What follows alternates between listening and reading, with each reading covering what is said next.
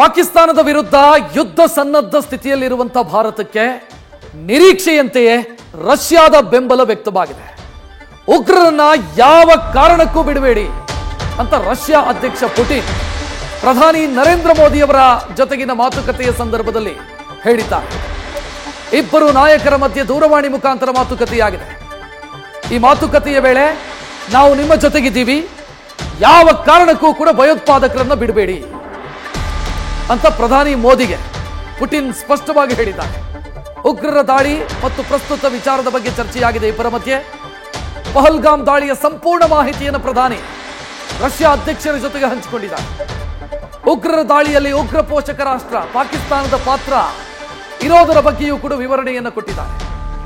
ನೀವು ಏನೇ ನಿರ್ಧಾರ ತೆಗೆದುಕೊಂಡರೂ ಕೂಡ ನಿಮ್ಮ ಜೊತೆಗೆ ನಾವಿದ್ದೀವಿ ಅಂತ ರಷ್ಯಾದ ಅಧ್ಯಕ್ಷ ವ್ಲಾದಿಮಿರ್ ಪುಟಿನ್ ಸ್ಪಷ್ಟವಾಗಿ ಹೇಳಿದ್ದಾರೆ.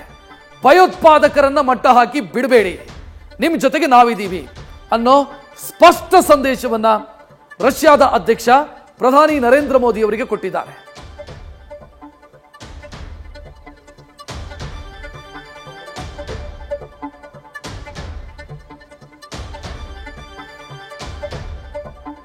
ರಷ್ಯಾ ಯಾವತ್ತಿದ್ರೂ ಕೂಡ ಭಾರತದ ಪರಮಾಪ್ತ ಸ್ನೇಹಿತ.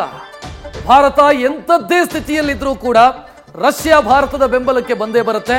ಈ ಹಿಂದೆ ರಷ್ಯಾ ಉಕ್ರೇನ್ ಜೊತೆಗೆ ಯುದ್ಧ ಮಾಡಿದಂತ ಸಂದರ್ಭದಲ್ಲಿ ಅಥವಾ ಯುದ್ಧದ ಸಂದರ್ಭದಲ್ಲೂ ಕೂಡ ಭಾರತ ರಷ್ಯಾದ ಜೊತೆಗಿನ ವ್ಯಾವಹಾರಿಕ ನಂಟನ್ನ ಬಿಟ್ಟಿರಲಿಲ್ಲ.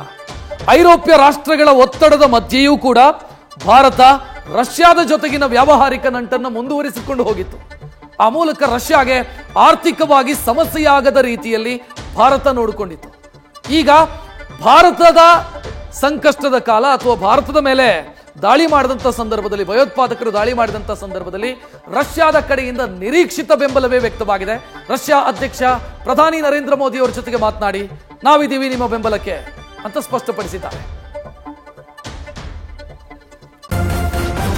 ನ್ಯೂಸ್ ಫಸ್ಟ್ ನಿರ್ಭೀತಿಯಿಂದ ನಿಮ್ಮ ಪರವಾಗಿ.